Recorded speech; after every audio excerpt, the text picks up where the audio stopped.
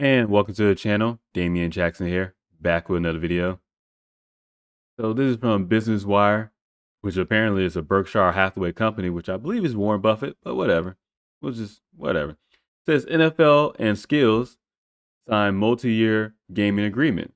Skills is I guess a mobile gaming developing company, something like that. It says the National Football League is teaming up with Skills, the leading platform for fair, fun, and meaningful competition, because whatever the fuck that means, to crowdsource a future mobile esport. As part of the agreement, the two sports organizations will host a global game developer challenge. Competing developers will have the opportunity to develop an NFL-themed mobile game. The game will be powered by the Skills eSports platform. Okay, so they're an eSports platform company. Cool, got it. And we'll have joint marketing support from both the NFL and Skills. A combination of the NFL brand and the Skills platform will set the stage for the future of electronic sports competition. Working with Skills, blah, blah, blah, blah, blah. Who cares? What got me was this. It says mobile gaming continues to be an important platform to reach and engage new and existing fans, said Rachel Hologon, VP of Gaming and Esports at the NFL. Our agreement with Skills provides access to a trusted platform and highly engaged player base, making Skills an ideal partner for long term. The developer, this is what's important right here. It says the developer challenge will launch in the second quarter of 2021. So was that like April timeframe? I believe so. And will be open to all genres except 11 versus 11 simulated games. Except 11 versus 11 simulated games. You want to know why?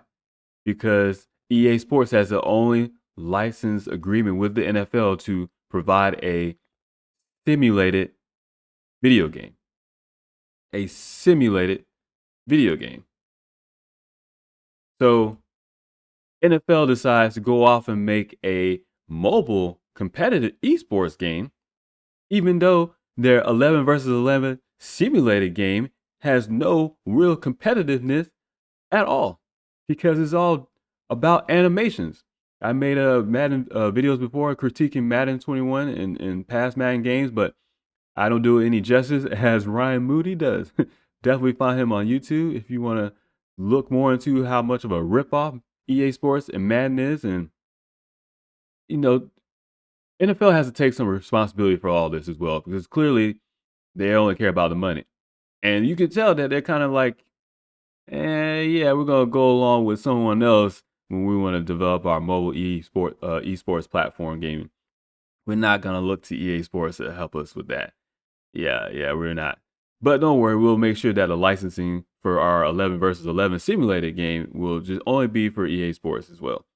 And meanwhile, I think Interactive Entertainment, which is what 2K Sports, they're allowed to have the arcade version. So I initially seen this on Twitter from Adam Schefter, and I believe it's pretty much the same thing I just read. This is insane, man. This is insane. These companies are just shitty. They're just shitty. But I tweeted out saying, hey, NFL, how about instead of focusing on mobile esports, you sit down with EA Sports and figure out how to make a decent fucking 11 versus 11 simulated football video game. Just a thought. Because, it's just a thought. That's just my thought. Because does this make sense? If one of your products is failing, in a sense, as far as your Metacritic reviews, as far as your overall review, as far as your so-called competitive realm, because you can't be competitive if you're so heavily animation dependent. If the game dictates what you're going to do and there's really lack of user control, and this goes with all sports games, in my opinion, that they don't really dive into the realm of physics when it goes into sports video games. It's all animation dependent. And I can get the technology, but come on, man, you guys got to progress a little bit more. Like, that's not really how this shit works. Everybody's too busy with these ultimate teams and these packs opening and their own little version of legalized gambling to kids. A little trading card gambling scheme that they got going on. That's what they care about. That's where the money is at. But if you actually cared about your customers, if you actually care about your fan base, EA Sports, NFL, if you actually cared about the integrity and competitiveness, like NFL is saying that they do in the mobile sports realm or mobile video game sports realm, why don't you apply that same concept to the console video games? Why don't you apply that same concept to your biggest agreement that you have, and that's EA Sports? Why don't you apply that same concept? Do something. Force EA to do something else with their game, to revamp their game, actually scratch the whole shit and build it from the ground up. Maybe take a year off, just update it, because I mean, actually not a year off anyway, because all you do is update your game. All you do is update the rosters every year. Nothing really changes. You change some of the UI, the user interface, as far as the menus and stuff like that, and the presentation, but it's not really a difference. It's not really a difference. And the game was so buggy this year that hell, with the trial version and stuff like that, you can't get in there. Well, I get it. It's a trial version. Don't worry. That trial version is the same thing as the paid version.